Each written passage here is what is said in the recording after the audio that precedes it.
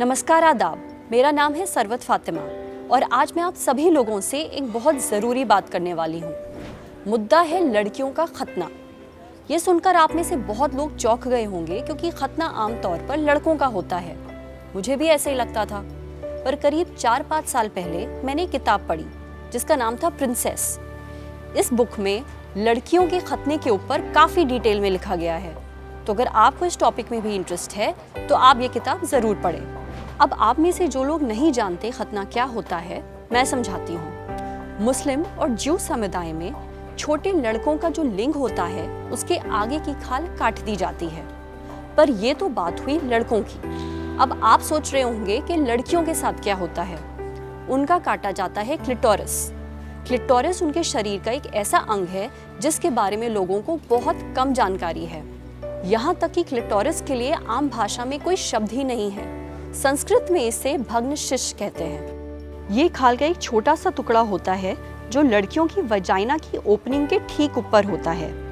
ये बहुत ही दर्दनाक और रिग्रेसिव प्रथा है। छोटी छोटी बच्चियां महीनों तक दर्द से तड़पती रहती हैं। उनको पेशाब करने में बहुत तकलीफ होती है।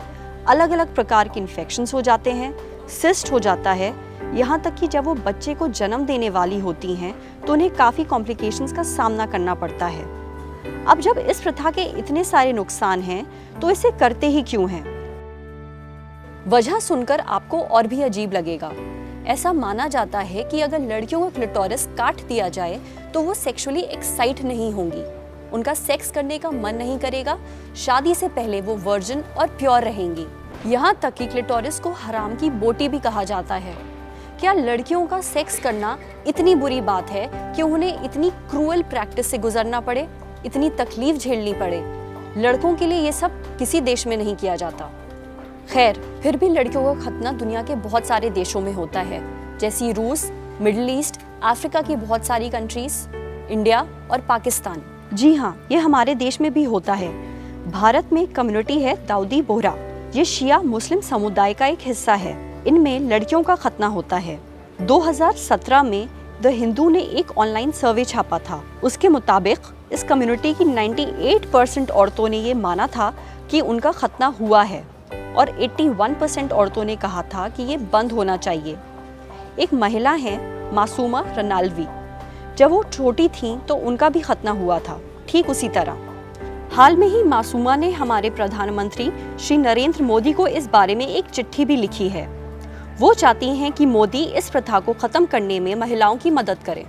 सबसे डराने वाली बात यह है कि यूनाइटेड नेशंस ने ये माना कि अगर खतने पे कोई रोक नहीं लगी तो 2030 तक 68 मिलियन लड़कियों का खतना हो चुका होगा और ये उनके ह्यूमन राइट्स का वायलेशन है, उसका उल्लंघन है। खैर, हमारी तो यही दुआ है कि हर उस देश में जहाँ पे लड़कियों का खतना होता है वहाँ की गवर्नमेंट्स इसके ऊपर कोई एक्शन ले और इस प्रथा को रोके, ताकि किसी भी लड़की को बेसिर पैर के रिचुअल की वजह से महीनों तक दर्द से ना तड़पना पड़े। अगर आपको हमारा ये वीडियो पसंद आया हो तो ऐसे ही और वीडियोस देखने के लिए हमारे फेसबुक पेज को लाइक करें और हमारे यूट्यूब चैनल को सब्सक्राइब करें। Thank you.